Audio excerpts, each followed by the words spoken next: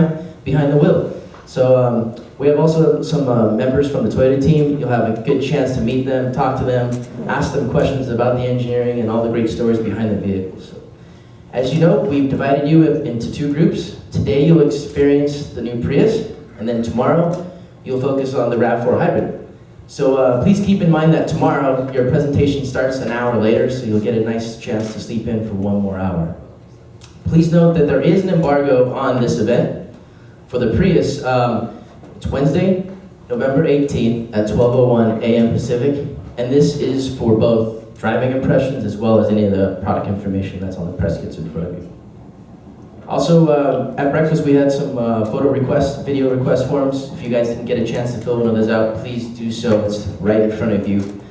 After you do that, we have David Dewhurst in the back. I think everybody knows David, but if you don't, David is waving back there so you can identify him. David is awesome, his team is great. They're here for you to take your requests and get everything that you need. So please be sure to take advantage of David and his team. So without further ado, I would like to turn it over to Bill Fay, Toyota Group Vice President and General Manager. Bill? Thank you, sir. Morning, everybody. You guys got the early wake-up call today. But it was 49 degrees in my hometown of Huntington Beach, so that gets a little chilly here. For the rest of you, that's not too bad, but get the snowsuit out. There you go. Nice crisp morning. But welcome to Dana Point. It's a great place to experience two of our latest hybrid vehicles, the all-new 2016 Prius and the first ever RAV4 Hybrid. These next 2 days, we're going to have plenty of time to soak in some of Southern California's most picturesque coastal scenery, while getting plenty of road time on a variety of routes, including highways and even some twisty roads in the nearby canyons. So more on that soon. 2015 is winding to a close, and it's really been one big fantastic year for our auto industry. After a strong October, the industry is trending towards a SAAR of 17.4 million units for the year, the highest since 2000. In fact, October marked the second consecutive month with a SAAR above 18 million units, the first time that's happened since June and July of 2005. Thanks to new and enhanced products, it's been a particularly great year for Toyota, with October sales reaching an all-time high of over 200,000 units for the month. One of the new products that's helping us lead the charge is the all-new third-generation Tacoma that just went on sale a month or two ago. Our customers are absolutely loving it. Sales are up almost 20% year to date, and it continues to own over 50% market share, outselling the GM entrants 2-1. Our dealers simply can't keep them in stock right now. And our trucks aren't the only thing that's hot. RAV4 sales are off the charts as the compact SUV segment continues to grow at a remarkable pace. And we'll kick that up a notch with the launch of the new hybrid version, but we'll talk about that tomorrow. Speaking of hybrids, did you know that Toyota recently celebrated the sale of its 8 millionth hybrid vehicle? Toyota sells 30 hybrid models in more than 90 markets. There's no question that Toyota is a hybrid leader. The environmental impact is staggering. Combined, our hybrids have resulted in over 58 million fewer tons of CO2 emissions and have saved nearly 5.8 billion gallons of gasoline. Yes, that's with a B, billion. Now let's talk about the Prius, the hybrid that really started it all for us. After almost 20 years of shaping the world's view on alternative energy vehicles and more than 3.5 million global sales, the rest of the industry has jumped on board. Despite a rampant increase in hybrid competitors, low gas prices, and the fact that Prius is in the final year of its life cycle, we sold nearly 7 times the volume of its closest competitor in the alternative powertrain group. But in our quest for ever better cars, that's just not enough, and we'll never stop innovating here at Toyota.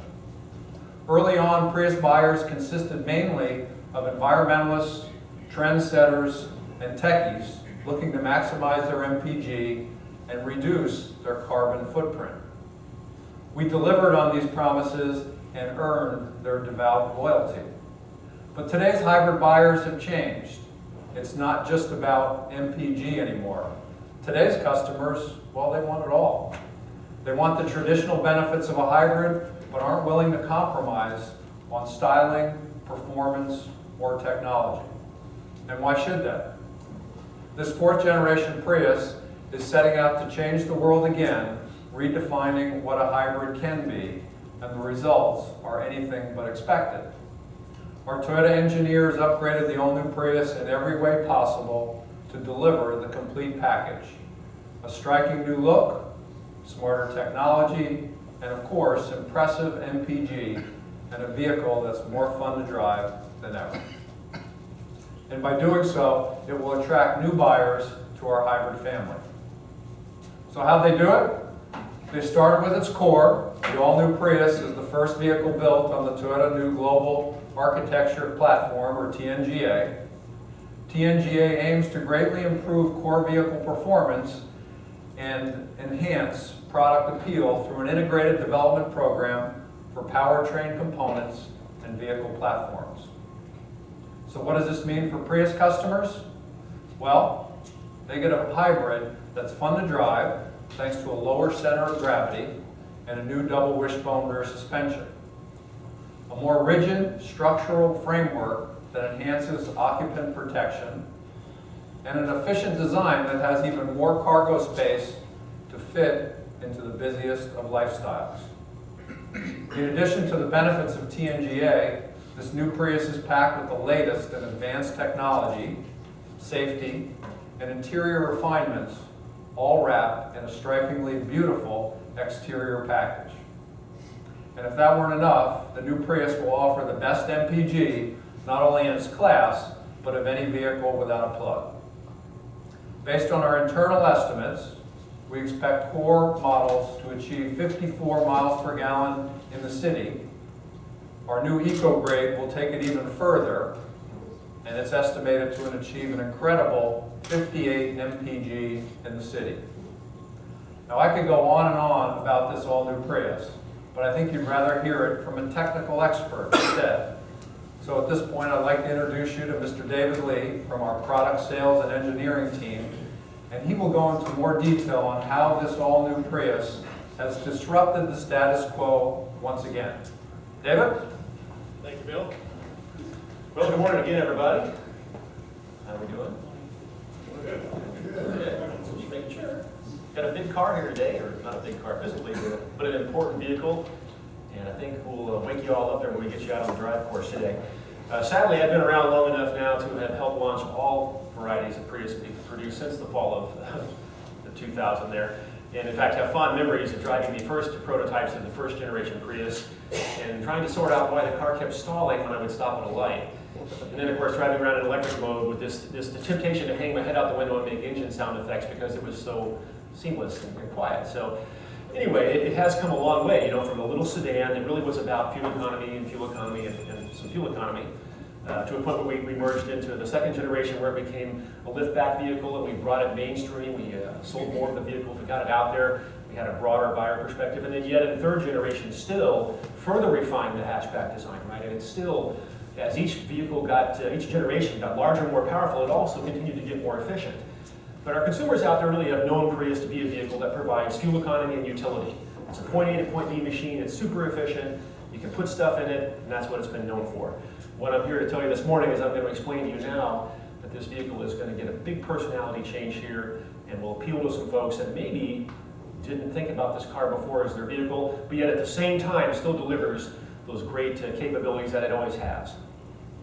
So our design story is interesting. You know, our chief engineer, Toyoshima, had to work with our new global architecture platform. We're going to talk about that in detail. But he was basically told to start from scratch. We wanted to maintain the vehicle's characteristics, but refine it, modernize it, and make it better than it ever has been. But at the same time, he did not have an existing platform to start from and just evolve with. He had to start from scratch and really, you know, get the mixer out there and put the ingredients in.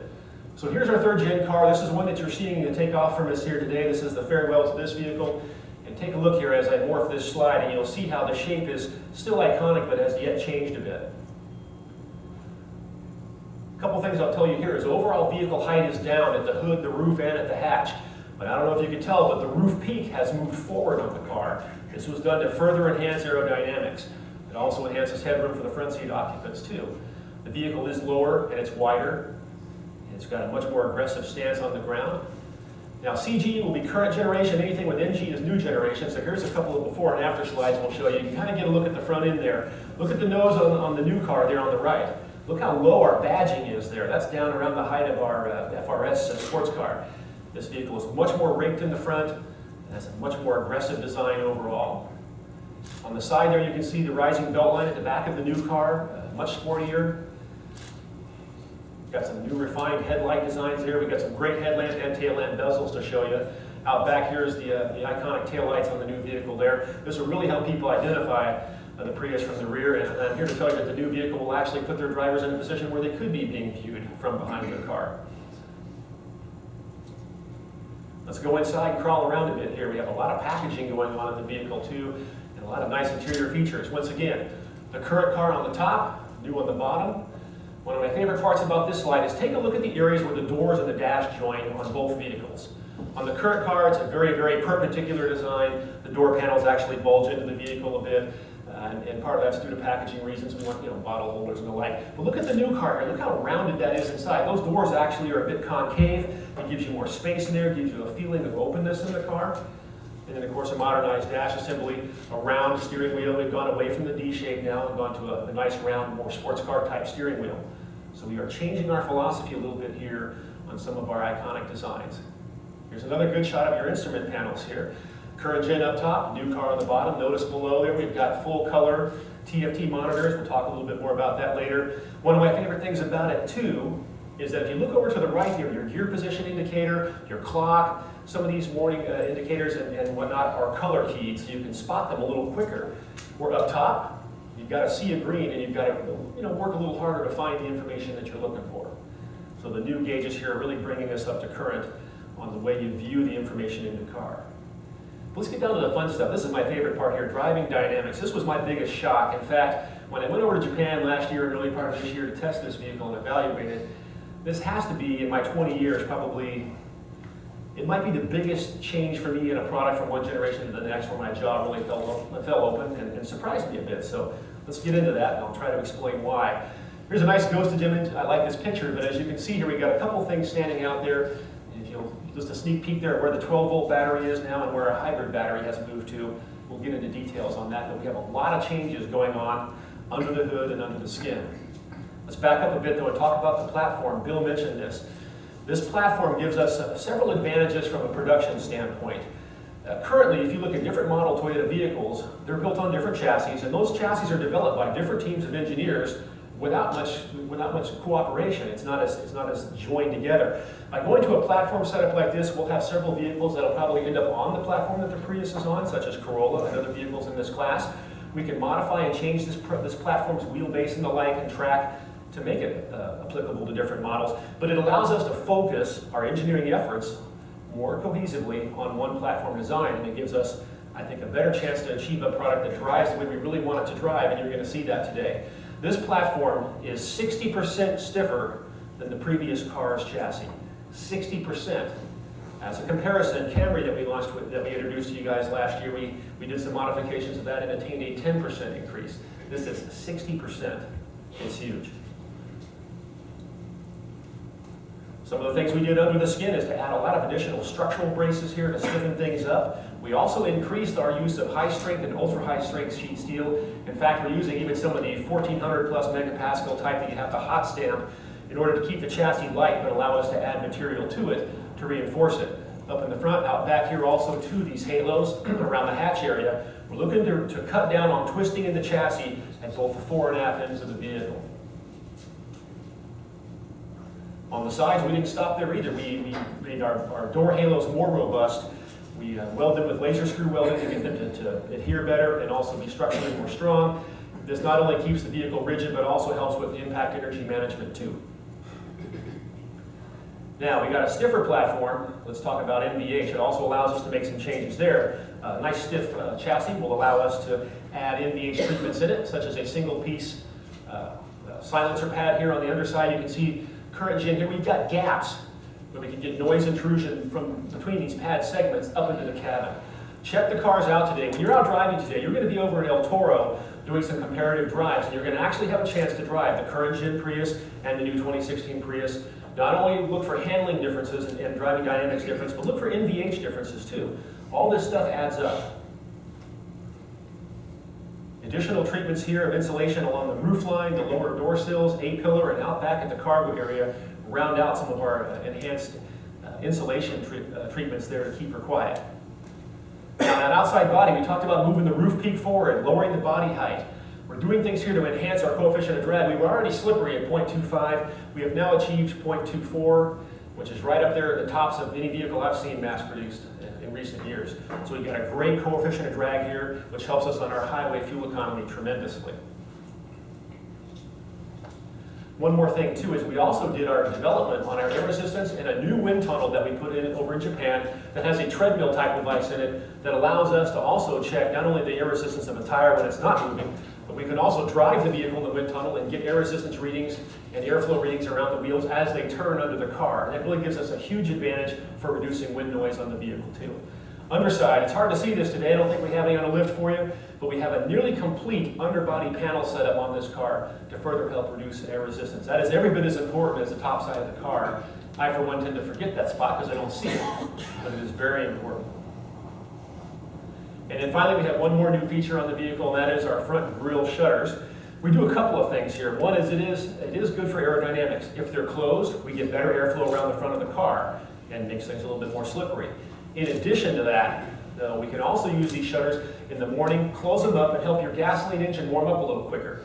The sooner your gas engine is warmed up to emissions temp, it runs more efficiently and cleaner. So it's really a double advantage. They're both aerodynamics and also for engine warm up. Now, our hybrid technology, let's get into this. We have a lot of changes here. First of all, you're going to see system net horsepower at 121.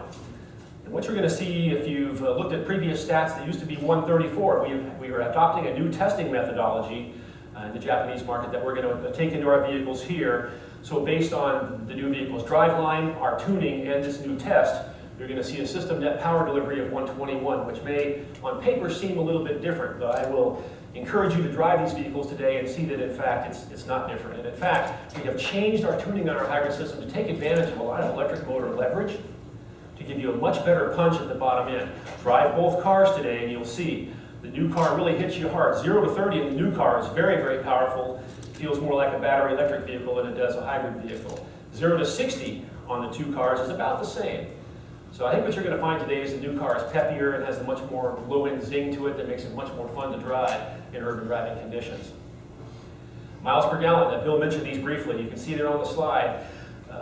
Most of our models here are going to get 54, 50, and 52 on the economy. That's up a bit. Our Prius 2 Eco model will achieve 58 city, 53 highway, and 56 combined, pardon me. And that also is a great number. And also worth mentioning that these numbers were achieved using a revised EPA testing method for the United States that is a more robust test that actually works the vehicles a bit harder and tends to produce what they feel are going to be more realistic EPA gas mileage figures that will relate perhaps closer to real-world driving. If you want to get an indication really truly of how much more efficient the new car is than previous, take a look at overseas fuel economy ratings for the Europe market or Japan or Asia, because their testing procedures there have not changed. But even in spite of that, you can see our fuel economy has improved pretty dramatically here. The Prius 2 Eco achieves that by being the lightest weight car of the bunch. And there you go, so up to 58 mpg in the city now. And that will be about the highest fuel economy you're going to get in a vehicle without a plug these days. Our engine, we've made some leaps and bounds here. It is still the 1.8 liter engine that we've been using, but we have further refined this, looking for some gains in efficiency. One of the things we've done is we've changed the design of our EGR system a little bit, our exhaust gas recirculation. We're looking to gain thermal efficiency. We want to convert more of our energy in the engine to motion in the car and lose less of it to heat. That's one thing we've been working very hard on through the combustion process. We've also reduced friction by reducing the valve spring load yet again. We've been doing this for years to try to make the engine turn a little bit easier internally. Reducing friction makes us more efficient too. And in the end, we achieved a 40% thermal efficiency. And to my knowledge, that is the most thermally efficient engine of any mass-produced vehicle in the world today. If there's others out there, I'm not aware of them. And so we've done a good job here of converting energy to motion, and not losing as much of it to heat. And that ends up adding up to your MPG figures too. Our transaxle, big stories here, gang. Okay, I don't know how much of you have been inside the Prius transaxle or our other hybrid transaxles, but in the past, our transaxle assembly was coaxial with our gasoline engine. You had MG1, planetary gear set, and MG2 all lined up in a row on the same axial orientation as the gas engine's crankshaft, and it could all contribute power to the vehicle. We have changed that design.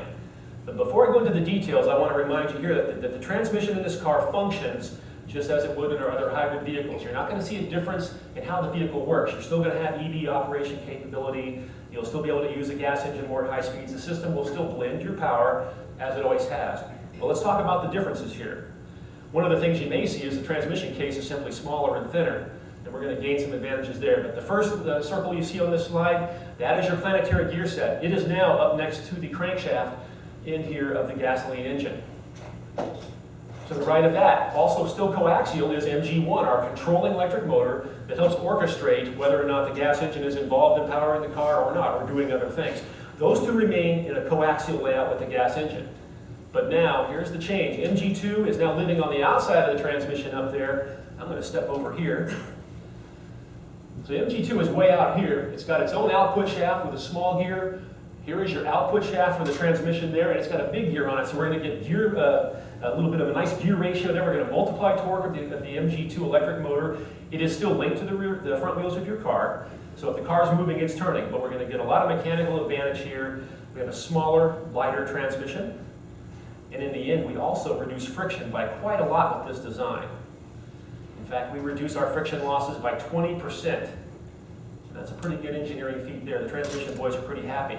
For those that want to know, this is an in-house built transmission. It's not an IC gearbox. This is a Toyota built transmission, but it does function along the same principles that we've been using all along. And finally, the final bullet point here, and this is really the net benefit here, is we get to move our 12-volt battery from the rear corner of the car on the passenger side and put it up under the hood and also expand the size of that 12-volt battery. I'll tie you in on another point here that allows us to move that battery.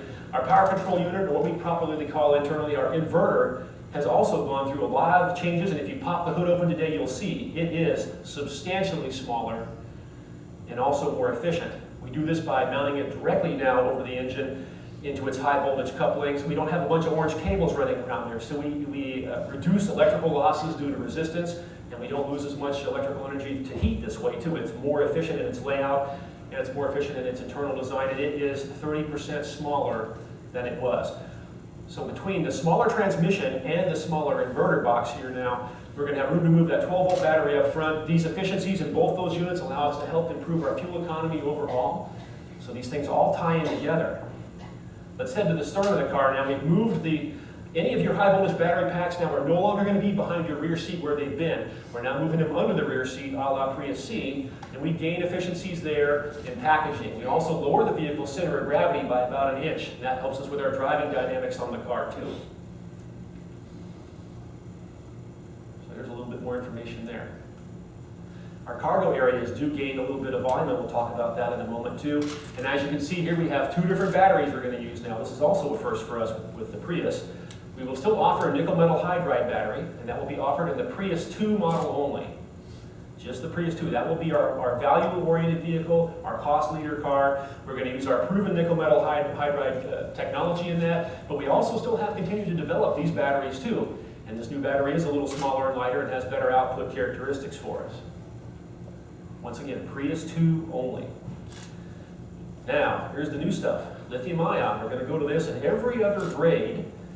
So that would be Prius 2 Eco and on up through the grade strategy there. This vehicle's battery will be about 30 pounds lighter. The nickel metal hydride battery will still weigh about 100 pounds. This battery will weigh in around 70 pounds, have similar power output to you, the driver. You will feel similar range capability and similar battery performance, but lithium batteries are more energy dense. So we save size and weight when we go to these batteries, and that also helps with our fuel economy story too. Underneath the car, this is where you're going to really feel some stuff today that is surprising. I felt it was. The new platform, our TNGA chassis, allows us to further refine our McPherson strut suspension a bit. If you look at the slide here on either side, what you're going to see is we have taken our strut tower here and we've bent it in at the top more towards the midships on the car, because the lower suspension components here are swinging in a bit of an arc. They don't move up and down vertically, they actually pivot. So by angling this strut tower a little bit more to the midship part of the car, we're going to get a better angle of attack on those control arms with that shock and spring, lets us tune it a little bit better. Otherwise, this suspension is our traditional architecture, so this is more of a refinement here, I feel. Now out back, things have changed drastically. This is what you're leaving behind. We've had torsion beam in these cars from the get-go. Torsion beam suspensions are great for us from an engineering point. They're lightweight. They're great for packaging. They let us have a nice flat floor in the car in the back seat. They have some usefulness to them, but they are semi-independent. And thus, if we have a lot of input on one wheel on this suspension, it tends to apply that input to the other side. So those of you that have driven Prius extensively, you know, if you get into a corner in this car and you've got a cobblestone road or some choppy surface, sometimes the back end can feel a little bit vague. And so what we're doing now is trying to change the mannerisms of this car from a point A to point B philosophy to a fun to drive and exhilarating philosophy.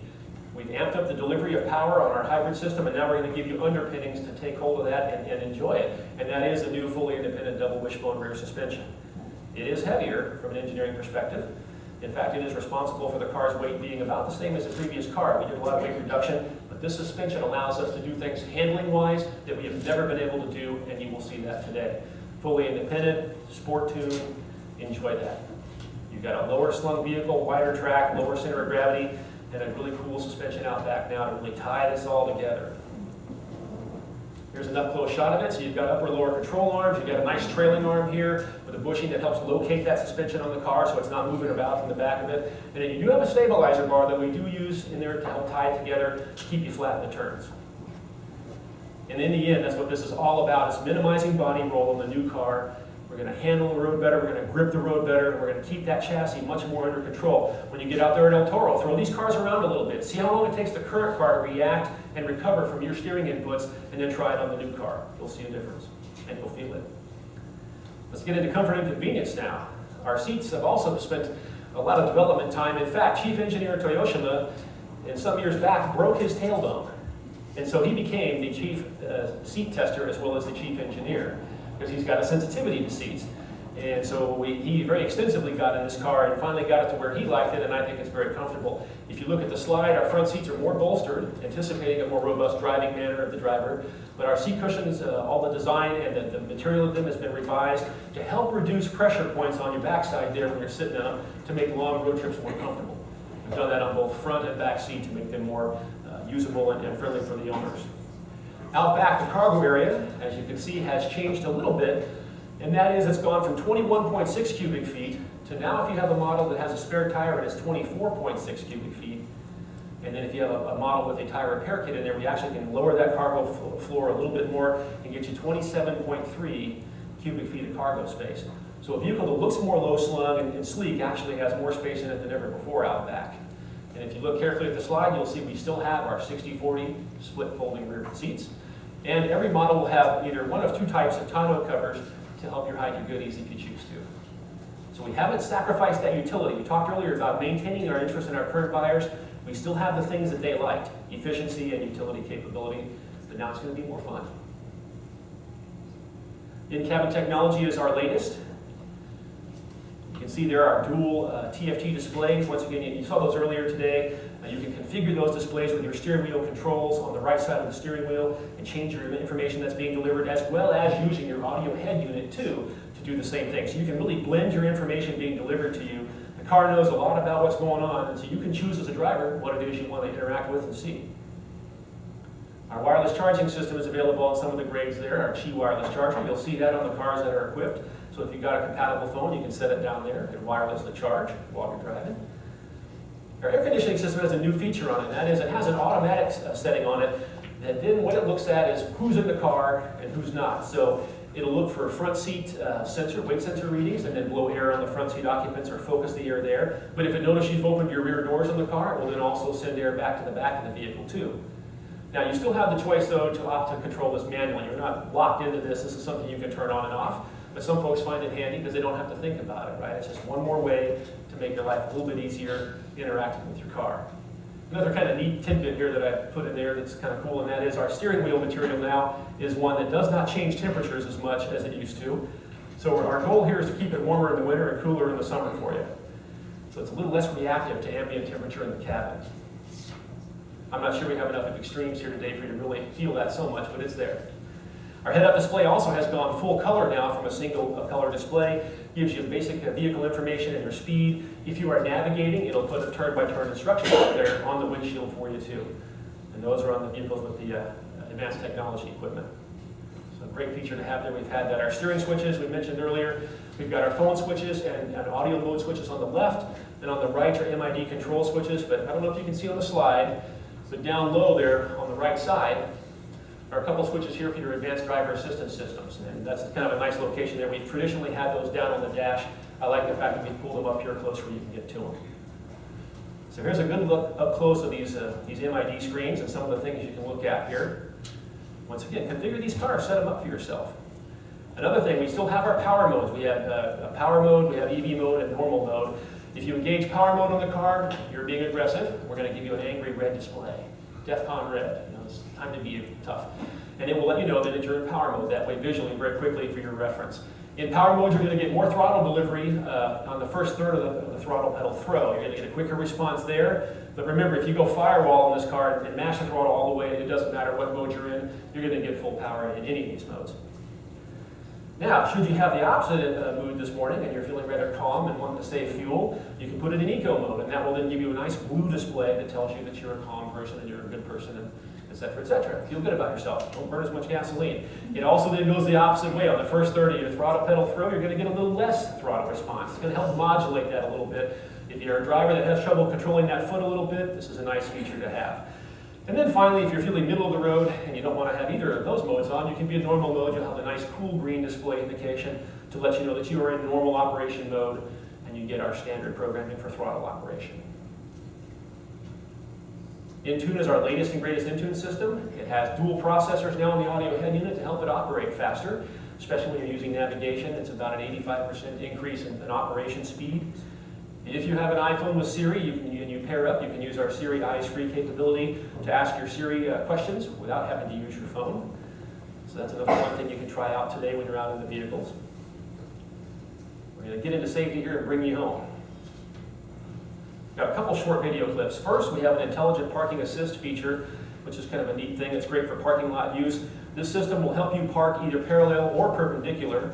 Our CG video here is going to show you a back into a perpendicular spot condition. As you can see, the system is going to use the sonars when engaged to look for parking spaces and identify them as the driver is doing the same thing. The driver here has now picked a spot out. They're going to engage the system. And now he's going to position the car, put it in reverse, and let go of the steering wheel. And the system will control that vehicle as it goes back in. The driver just works the throttle and the brakes. The system has been improved from earlier versions we've had, where it actually in parallel parking will work in smaller areas now than it ever has. We've been refining this system over the years. In fact, we introduced this on the 2010 Prius at the start of our third generation car. This is the culmination of that now, our latest and greatest version of it. We also offer an intelligent clearance sonar. This is a new feature. It kind of goes hand in hand with these type of conditions where we're in a parking lot. Sonar system's also going to help the driver negotiate around things in the parking lot and assist them when pulling in or backing out of spaces. You can see the video here. Once again, the driver this time is also backing into a spot. He's a happy man. I would be too if my hair and face were the same color. And we're going to back in here. Sorry, I had to throw in one joke here. But here we go. He's going to back in. Now the system is going to detect this imaginary wall here, and this is what would happen in real life. And now, once it reads that, it's going to give you an audio and a visual warning in the car. And if you don't heed your warning, it's going to actually apply your brakes for you and hold them for a couple seconds to help you stop and reduce the chance of bumping into that wall. On the exit here, this driver is going to be a little bit over-optimistic about his departure angle here, you'll see, and get a little too close to this vehicle next to him. The system also looks for these kind of conditions and will warn you about those and try to prevent those nasty little tuna can type of damage you get on the side of your vehicle from those type of accidents. So some quick facts here. The ICS is the one that's a Toyota first. We've had intelligent parking assist for a bit. But once again, Prius 4 and 4 Touring. And you've got some great support functions here. They don't replace your brain, but they do help you out. And it goes hand in hand with some of our Toyota Safety Sense features that we're going to talk about momentarily.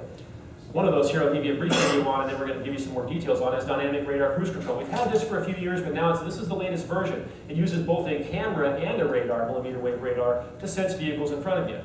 So here, once again, our driver has gotten himself up to a speed he likes. He's going to engage the system, set his cruise speed to 100 kph, 62 miles an hour, and now he's out on the highway cruising along, and the system is now looking for vehicles in front of the Prius here. In case one does appear there, then the system can adapt to it, and you'll see here he's a happy guy because he's feeling good about his DRCC system. Now, we got a guy here who's pulling into his path, and he's only going 80. Don't go slow on the hammer lane. And now what's going to happen here is the system is going to adjust. It's going to read that vehicle, slow his car down, and match speeds with the vehicle in front, and then of course the driver can select how far back they want to follow. This has been around a bit, but the use of both camera and radar enhances our accuracy and performance. And then once again that vehicle in front pulls to the side, and boom, now he's back up to 100 kph, and he's on his way resuming his cruise control operations.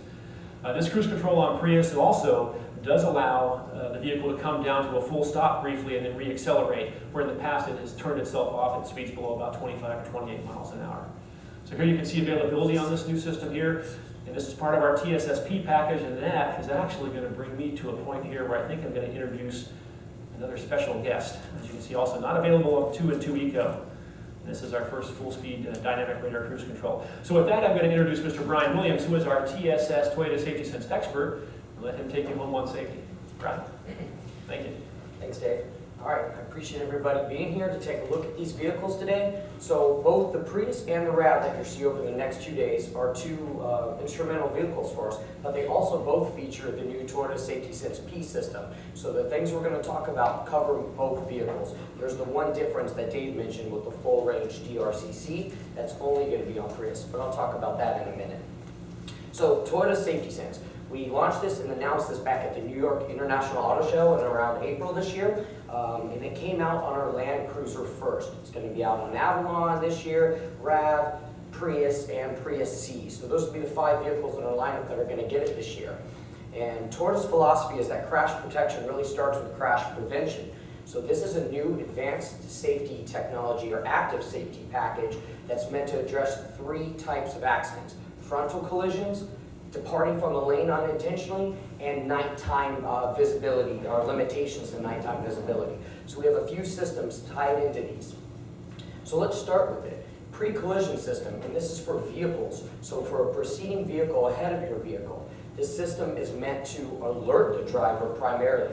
So TSS is anchored by automated brake or pre-collision warning and brake. So in this case, with this system, it's going to give the drivers an audible and a visual alert first to prompt them to take action.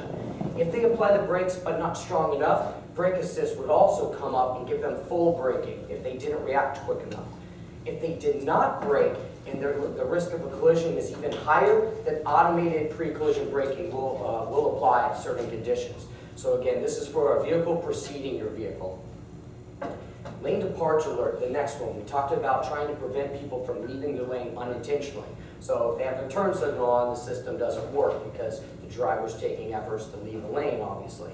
But in this case, if a driver is driving, the car is picking up the visible white and yellow lane markers. If it senses that driver or that vehicle is about to leave unintentionally, it will give them an audible and a visual alert. Now, one thing on certain vehicles that's going to add to this, on the Prius and the RAV that you're having the opportunity to experience while you're driving, is that we have our new steering assist function on these vehicles. So what this is going to do is, along with that warning, the audible and the visual, it will also give you a slight steering wheel input correction for a slight moment in time. It is meant to put you back in the lane. It is not a centering one that goes back and forth. It is it's just to put you back in the lane. So both of the vehicles that you'll be driving today, if equipped with TSS, will have that function. That steering assist can be turned on and off separately from the alert, depending on what the driver's preference are. And also the sensitivity of those two systems, the alert and the assist, can be adjusted as well. So this system is going to be more applicable to customers of all driving habits. Automatic high beams. So this isn't new. We've had this out on a lot of our vehicles, but we're tying it in with TSS, mainly for the increasing visibility during nighttime driving. If you can see something ahead of time, you can most likely have a better chance of avoiding that collision. But in this case, automatic high beams functions just the same as ever. It switches from high beams to low beams, and it senses preceding tail lights or headlights, and in some cases, bright lights on road signs that are going. It will leave you on high beams till it sees those and drop it back down to low beams. It basically allows the driver to drive without having to constantly go from high beam to low beam. The most light visible without dazzling other people. Now, pre-collision system with pedestrian detection. This is also going to be found both on the Prius as well as the RAV if equipped with TSSP. This works just the same as the vehicle collision. The speeds are a little bit different because obviously it's a little bit more difficult to detect a pedestrian shape as opposed to a vehicle shape. But in this case, pedestrian detection is added into the pre-collision systems. So it works the same. It will give you an audible visual alert, we'll give you brake assist, and we'll give you automated braking if needed in certain conditions. So that's going to function the same, but a little different speeds. And for the first time ever, people ask, why is our system different than prior? So I want to preface that now. Previously, we only used either a millimeter wave radar or a laser, much like some other manufacturers, and that just detected objects. Well, for the first time ever with the TSS systems, we're tying in camera to that laser or millimeter wave radar. So it senses something and it confirms the shape of a car or pedestrian. And that's what's really the enhancement to our pre-collision systems, starting with toward safety systems. Dynamic radar cruise control, just like Dave mentioned, so I'm not going to go into huge detail on this. The new thing for Prius, which you get to experience, is the full range cruise control, or the full speed. So our old system stopped at about 25 to 28, and then you'd have to get back above that speed to resume both your distance and your speed settings. In this case, it will take you down to a full stop. It can resume, it can follow. So definitely take a look at that when you're out there today. But at El Toro, there will be dedicated courses for you to experience both the pedestrian pre-collision and a vehicle pre-collision system. You will also get to experience the full range speed control on the DRCC. So take advantage of that. We have a lot of experts here today to demonstrate all of those to you. And with that, I'm going to bring up Bill.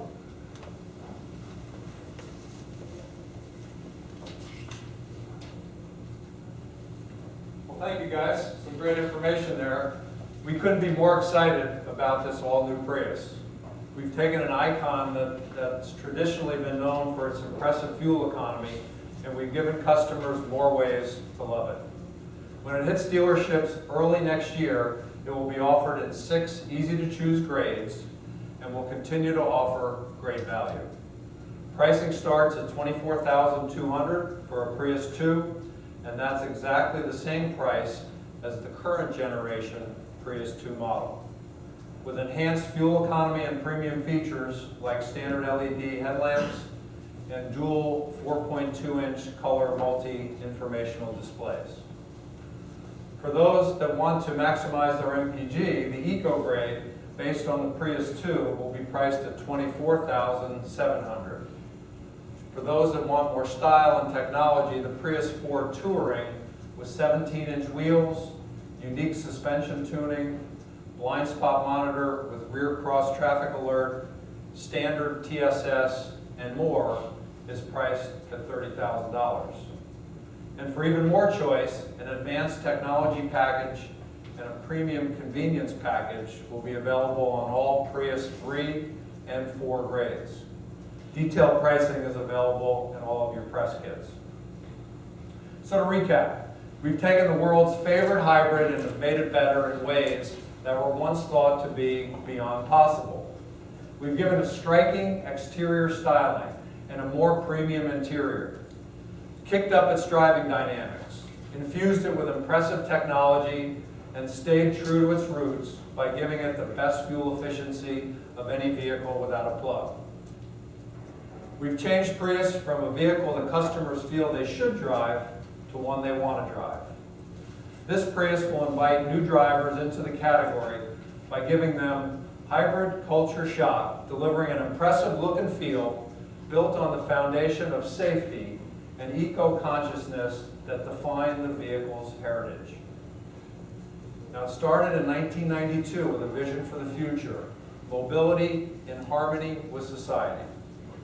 It was at this point that Toyota engineers embarked on a parallel path to develop both hybrid and hydrogen fuel cell technology.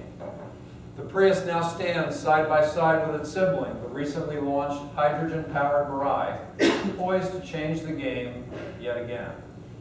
We're looking forward to hearing your feedback after you have a chance to drive and experience the vehicle today. Now, before we wrap up, I'd like to invite Dave up here so that we can answer any of your questions at this point in time.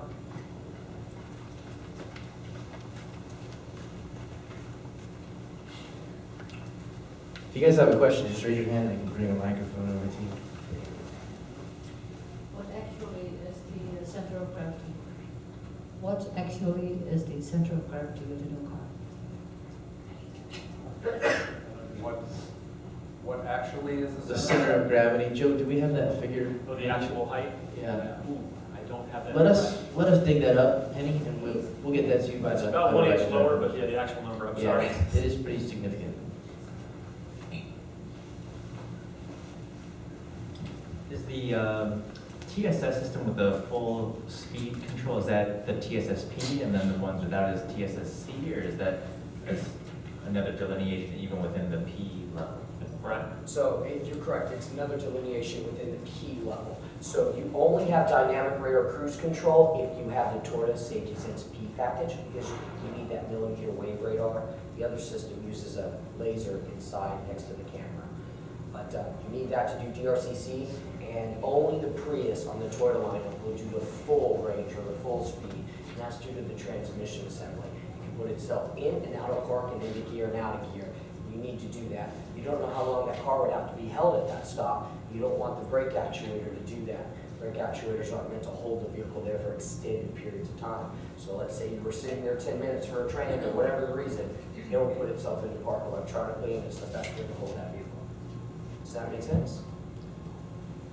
What changes were made to the Eco model to get that extra fuel economy? That's a good question. There are a few things. We're looking to save weight primarily. So you're going to see a lack of a spare tire in that vehicle. You'll see 15-inch wheels instead of 17-inch wheels on the touring grade, which also helps with the rolling resistance on that vehicle. You won't see the availability of some of the advanced technology features like TSS. You know, some of the electronics are not there also to further save weight too. And then going to the lithium battery in that model, that lighter chassis weight already helps us to further save weight. So we really are reducing weight everywhere we can there to emphasize that, and then allow the driveline to then give maximum performance that way. You mentioned that the structure has less weight, so you diminish the weight of the structure, high steel strength structure, and that the weight was now same as before. Why is it? And what is the weight decrease of the complete new structure? Gotcha. I don't have a body and white weight comparison for you, a service mass of just the chassis. But what we did in the development process, the chief engineer told his teams to work on reducing size and weight of all the hybrid system components. We worked hard on the platform, the chassis itself, to keep it as light as possible. And using high-strength sheet steel allowed us to add metal structure to it, but not gain so much weight. But in the end, we ended up with a car that was going to be lighter, but then it came down to that rear suspension.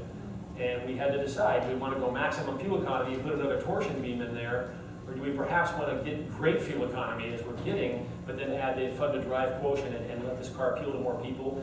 And in the end, the decision was made to go with the double wishbone rear suspension, which does weigh substantially more than the torsion beam, and negated to a good bit the weight loss we had in the other components on the car. So in the end, the curb weights of the whole vehicle are very, very similar. But what is the weight gain and the weight loss? Well, in the end, it was a net zero, virtually. I see, but how much heavier is the rear suspension then? Roughly 100 pounds, Okay, so you were able to get 100 pounds off. roughly. Yeah, in loose numbers, I'm sorry. I kind of have a three-part question about EV mode. Is there an estimated EV mode range with this car that we have? Yeah, Danny, it's about the same as it has been. You know, if your battery, you know, of course, state of charge of the battery when you go into EV operation or EV mode button operation, and those are two different things. But in electrical drive operation, if you've got a fully charged battery, you've got about a mile, rough more or less, a mile plus. Of course, if the battery is in a lower state of charge, that can be reduced. But that EV mode performance range of operation is about the same as it has been. And what about maximum speed for EV mode? Using the mode button, it's still 25 miles per hour, so that's good for parking lots. When you press the EV mode button, that's going to allow you to throttle the car a little bit more and not engage the gas engine as readily. But that does kick out at 25. But once again, as in previous years, the vehicle can operate under electric power only at speeds up to about 42. So in urban driving conditions, You can pulse and glide, throttle aggressively from a stop, use the gas engine and electric motor torque to get you going. If you're going to stop, let's say you're going to top out at 40, lift off of that and then reapply gently. You can use the electric motor to push you along and take advantage.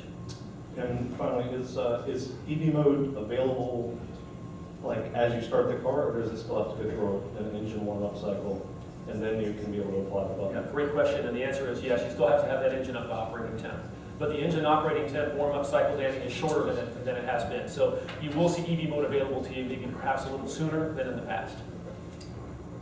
How you doing? I have actually two questions. Well, first is the pre-collision with pedestrian detection. You said it. What speeds does it work up to? Okay, so with pedestrian detection on the TSSP vehicles, so the alerts function differently from, well, actually, it's from 7 miles an hour up to the vehicle's top speed for alerts. It also will function automatic braking for, let me start this again so we don't mix these speeds up. For the vehicle side of TSSP, it's from 7 miles an hour to the vehicle's top speed for the alerts. The same with the automated braking and function of brakes. When you go to the pedestrian side of it, now that changes. It's 7 to 50 miles an hour for the alerts and 7 to 50 miles an hour for the automated braking to the pedestrians. Okay, and then with the dynamic radar control, the ACC, I didn't quite get. You say that it's stop and go. Will it actually bring it down to 0 miles per hour, and then when traffic picks up again, it'll actually take you back to the speed that you specified? Yeah, it will. So what you have to do is you will, if you come to the complete stop behind the car, your car will stop. You will hit the resume button once that car ahead of you starts to go, and it will go back up to the top speed as long as that preceding vehicle is also going up to that speed. If it does not reach your top speed, it only goes to 30 instead of 40, you're followed at 30. But yeah, once you come to the stop, you hit resume and it goes. If that car turns off in front of you and you lose your preceding target, it'll give you an audible alert and the system goes on to pause mode basically and the driver has to take over. You turn right behind that car, you can hit resume and it'll start again. Okay, so you have to hit resume every time. Okay. Yeah, you'll get a good chance to experience that today at the Eldora for space. You've clearly moved this vehicle put a lot more stress on sporty, which is definitely not part of the Prius's current image. Are you going to reflect that in marketing going forward? Are you going to try and sort of emphasize the sporty characteristics of this car? We're still working on the final elements of the campaign, but yes, I mean, we'll reinforce the heritage of the car, but we're also going to try and expand the appeal of the car and bring in some of the elements that we've talked about this morning for an hour into more of the marketing so that we can hopefully broaden the overall interest in the car. But sporty specifically, like the word that you use?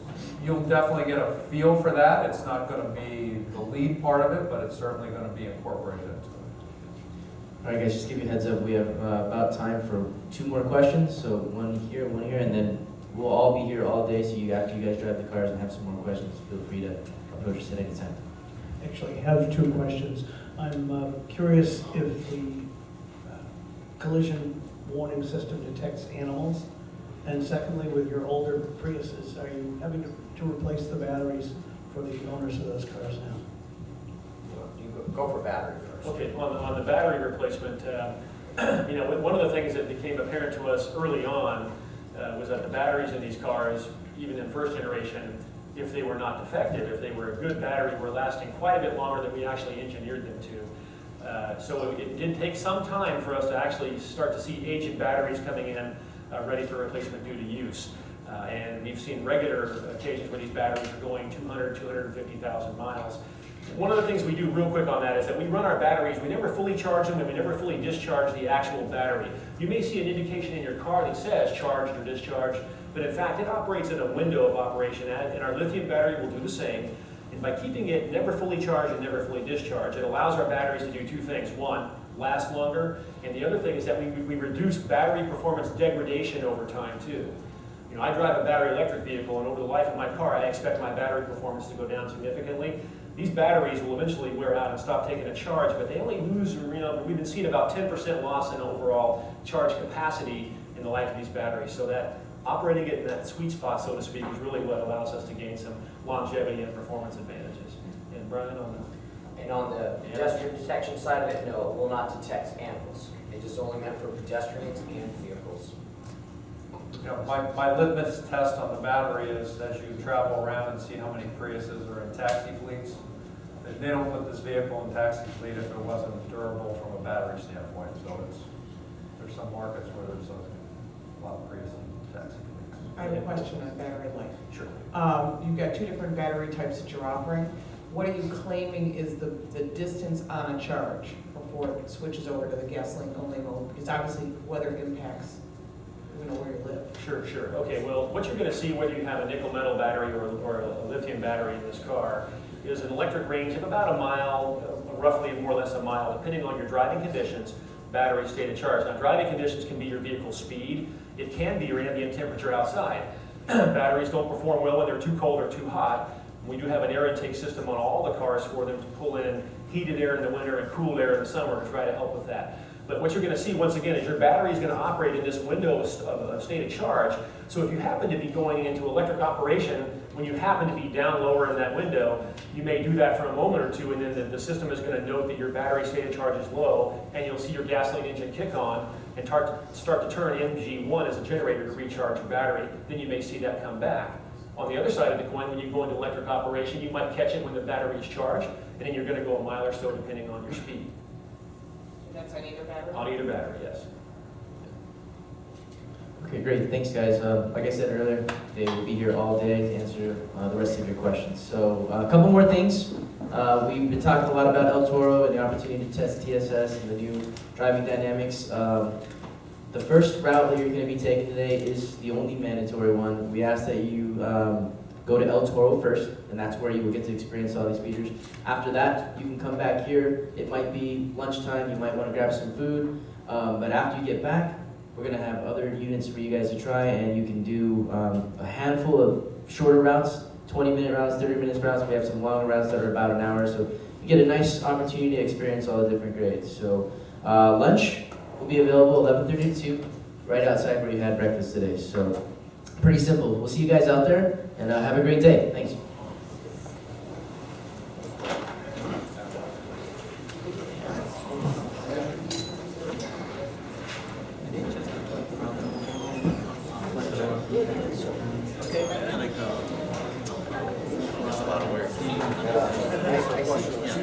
Sorry, I always start with vehicle, and then I go to pedestrians. I messed up. Like 70, 50 miles an hour. It is what I said at the end, but I just want to make sure I started on the overseas clients right now, so like I'm not gonna say it's like when they're waking up. So like an email.